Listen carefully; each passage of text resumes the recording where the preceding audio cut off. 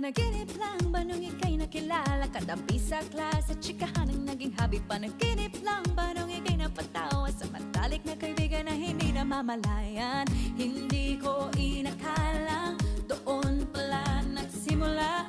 Love story hindi naasahan, sa huli tayo pala sa isa't isa.